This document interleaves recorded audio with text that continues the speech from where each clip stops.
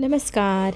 हळद रुसली कुंकू हसलं ह्या मालिकेच्या आजच्या भागामध्ये आपण पाहत आहोत सुलोचना हिला बघण्यासाठी आढळराव यांचा लहानपणीचा मित्र नागेश म्हणजेच सरदेसाई आलेले असतात.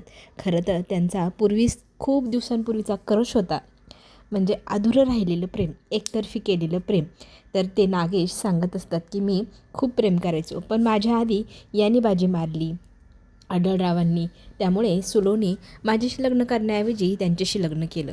आता माझी इतक्या वर्षांनी ती इच्छा अर्धी राहिली ती पूर्ण होत आहे. 10 वर्षापूर्वी माझी बायको गेली तेव्हापासून माझी कोणीच साधी चौकशीही करत नाही. पण नव्याने लग्न करायचं म्हटल्यावरती मला सुलोचना भेटती म्हटल्यानंतर मी एका पायावरती तयार झाले. आता इथे सुलोचनाला आपली कृष्णा घ्यायला जाते आणि मग तिकडनं तिला घेऊन येते.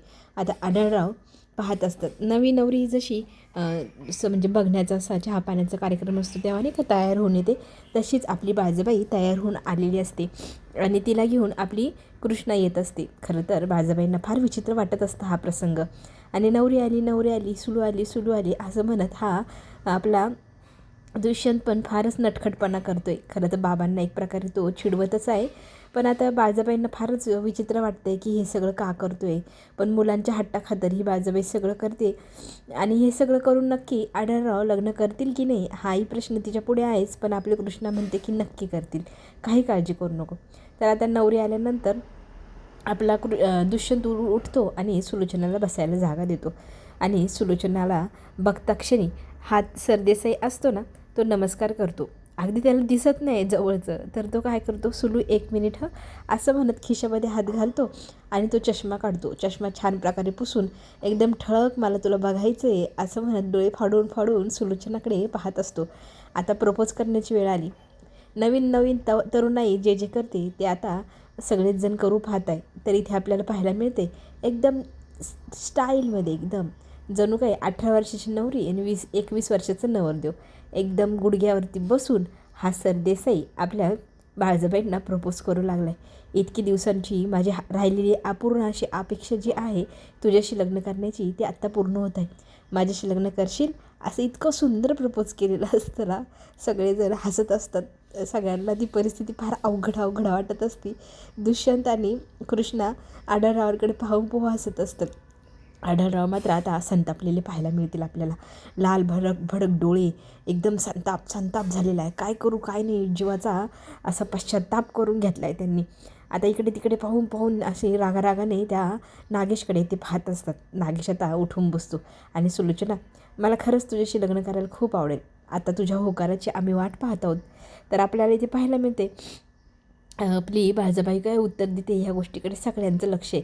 तर आपली दुष्यंत आणि कृष्ण काय म्हणू लागतात, आता लग्न करायचंच आहे म्हणून तर तुम्हाला बोलवलं आहे ना, आणि तुमची तयारी असली तर काय हरकत आहे लग्न करायला. आता नवरदेव बघा नवरीला ऑफर देतो आहे, जर तू माझी झालीस ना तर माझी सगळी प्रॉपर्टी तुझ्या नावावर करेल. घरात काय करायचं काय नाही सगळं सगळं काही तूच पाहायचं, तुझ्याशिवाय इथे पानही हलणार नाही.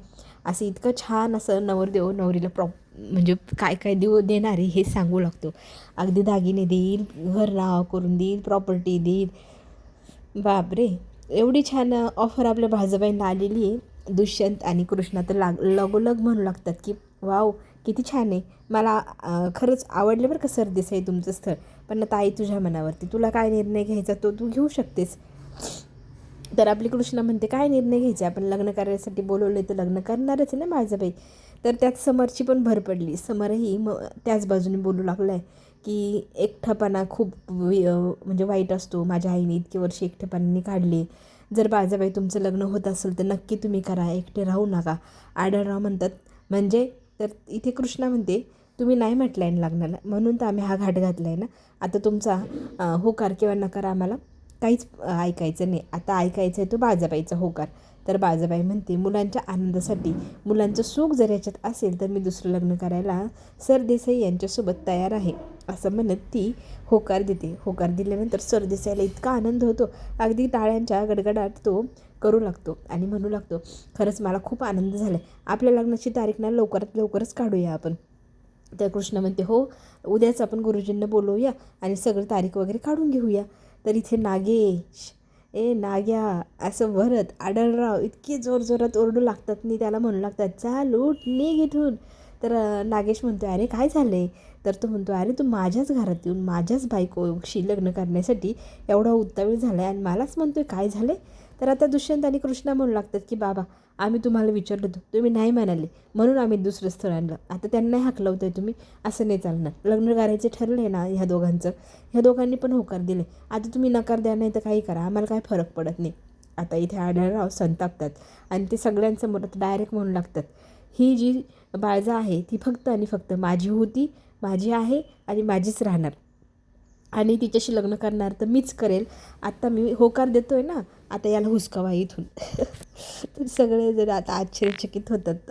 आढळराव सगळ्यांसमोर प्रपोज करत आहे बाळजाबाईंना की माझी होती, माझी आहे आणि माझीच राहणार. तर नागेश सरदेसाई ते म्हणू लागतात की असं कसं, आता आमच्या दोघांचं लग्न ठरले, तू मध्येच होकार देऊन तुझं मध्येच घोडं फुकारू नको, आम्हाला दोघांना लग्न करू दे. तू आता हो बाजूला.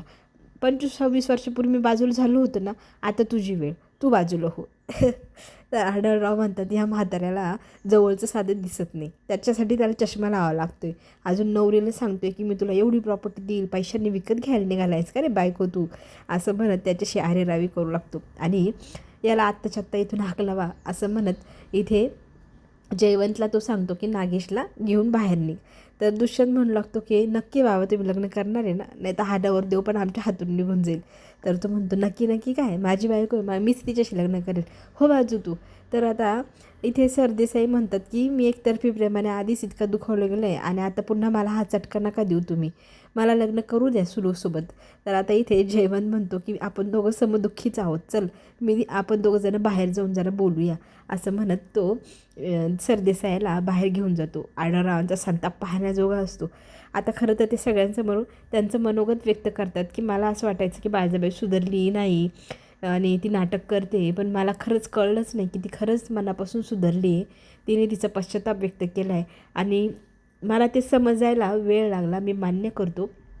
पण माझी सुलोचना फक्त माझी आणि माझीच राहणार, तिच्याशी पुन्हा एकदा लग्न करण्यासाठी आत्ता मी होकार देत आहे, असं म्हणत त्यांनी होकार दिल्यानंतर सगळेजण टाळ्या वाजवू लागतात. आता लवकरच लग्नाची वरात काढायची आणि सगळी हौस मौज पुन्हा एकदा करायची हां, असं आपली कृष्णा म्हणू लागते आणि जोरजोरात सगळेजण टाळ्या वाजवू लागतात. खरं तर सुलोचनाला फार भारी वाटत असतं की इतक्या दिवसाची जी इच्छा होती ती आता पुन्हा नव्याने पूर्ण होणार. एकदम अवघडलेल्या परिस्थितीत तिथे ती उभी असते. तर आपल्याला पुढे असं पाहायला मिळणार आहे, पूजा जी आहे तिला खरं तर खूप मोठं शॉक लागलं आहे. केला म्हणजे कृष्णा आणि दुष्यंत यांनी पुन्हा एकदा गेम केला. आपल्याला काय वाटत होतं आणि यांनी कोणतीच चाल खेळली आणि आढळरावांना त्या चालीत अडकवलं.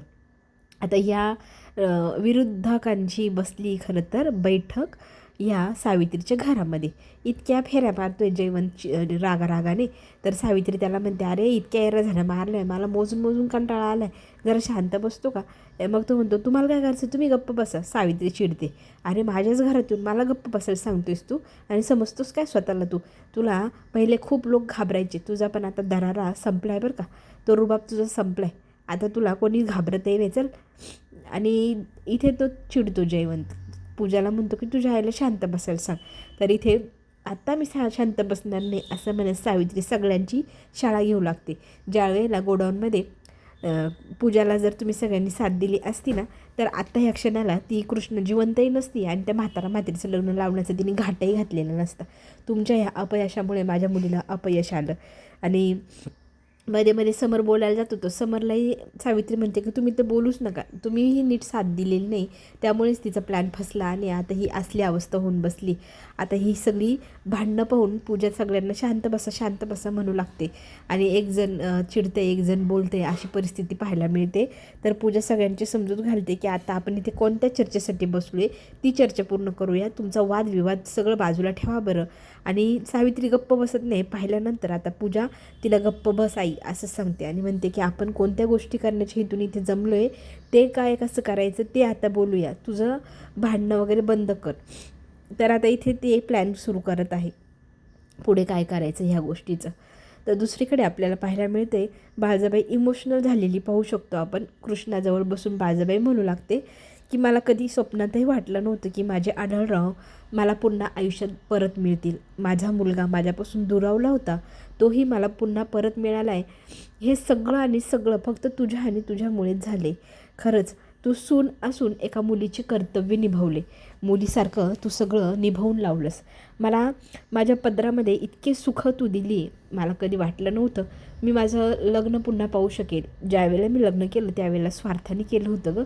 मला फक्त ह्या प्रॉपर्टीचा, ह्या सत्तेचा काय म्हणता माज होता, किंवा मला तीच हवी होती. माझ्या डोळ्यावर तीच पट्टी होती.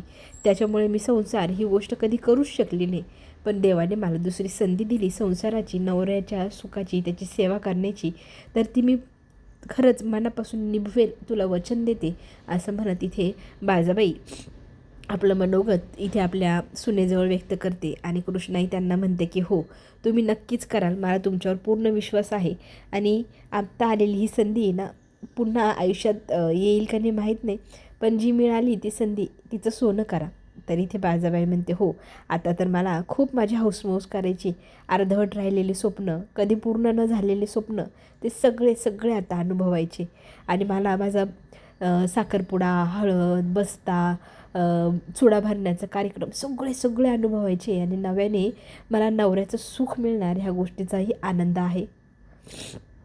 तर दुसरीकडे आपल्याला पाहायला मिळत आहे इथे खूप सारी प्लॅनिंग करताना आपण पाहू शकतो पूजा आणि ही सगळी चौकटी.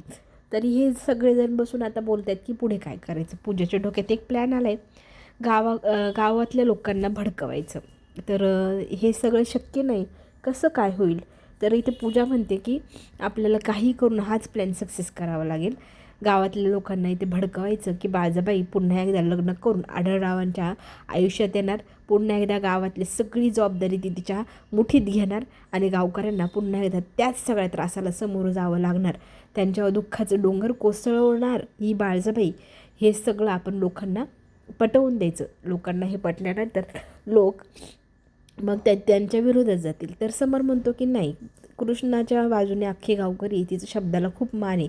पण इथे आपला हा जो जयवंत आहे तो म्हणतो माझी काही माणसं आहे ते बरोबर हे दुःख किंवा ही जी गोष्ट आहे ती पेरून येतील, समोरच्याला भडकवून येतील. आणि एकदा का भडका उडाला ना, तर समोर कृष्ण असू दे नाही तर बाळजाबाई, कोणालाच कोणी लोक पाहणार नाही. आणि इथे आढळराव आणि बाळजाबाईचं लग्न होऊच देणार नाही लोक. इतकी चिडवून द्यायची आपण. ठरल्याप्रमाणे आता गावात अफवा पसरवली, पण अजून गावकरी कसे आले नाही हा विचार इथे पूजा बोलू लागते. तर समर म्हणू लागतो तिला, अगं जरा दम काढ, काही गोष्टी घडायला थोडासा वेळ लागतो, वेळेने घडली तरी तिचा असर खूप मोठा असतो. आणि ती गोष्ट आता घडणार आहे ना, त्या गोष्टीचा, त्या इतिहासाचा आपण साक्षीदार असणार आहोत. तर आता बघच थोड्या वेळात गावकरी मंडळी येतीलच. बघता बघता गावकरी आले बरं का, आरडाओरडा करत, काठ्याकुठ्या घेऊन. तर त्यांचा तो ताव, तो रोष पाहिल्यानंतर आपली कृष्ण त्यांच्यासमोर जाऊन त्यांना विचारू लागते की तुम्ही एवढे का संतापले. तर सरपंचबाई तुझ्याकडनं अशी अपेक्षा नव्हती हां, तर काय केलं आहे मी सरपंचबाईने, असं इथे कृष्णा विचारू लागते. तर जनता म्हणू लागते की तू बाळजाबाई आणि आढळराव यांचं पुन्हा एकदा लग्न लावून देणार आहेस. तू असं करायला नको आहेस, कारण ती बाळजाबाई चांगली बाई नाही आहे. ती पुन्हा एकदा सगळं तिच्या हातात घेईल, तिच्यामुळे गाव पुन्हा एकदा दुःखात जाईल. आता ह्या सगळ्या गोष्टींना विरोध करताना कृष्णा म्हणते की नाही असं काही होणार नाही, पण लग्न होऊच द्यायचं नाही. म्हणून आता इथे वादावादी सुरू होते, भांडण सुरू होतात, वाद खूप वाढतात. अगदी कृष्णाला मारायला गावकरी पुढे येतात, बाळजाबाईला मारायला येतात. दुष्यंत आणि आढळराव ह्या लोकांना अडवताना आपल्याला पाहायला मिळणार. पण कळत नकळतपणे आढळराव यांच्या डोक्यावर जो घाव बसला आहे, जी जखम झाली आहे ती खूपच मोठी आहे. ती जखम पाहिल्यानंतर बाळजा आणि आपल्या कृष्णाला खूप मोठा धक्का बसला आहे. चला तर मग पुढे जे काही ट्विस्ट येणार आहे ते पाहण्यासाठी चॅनलला नक्की लाईक करा, सबस्क्राईब करायला विसरू नका. कमेंटमध्ये सांगा सिरियल कशी वाटते. आत्ता घेऊ आपण छोटीशी विश्रांती. धन्यवाद.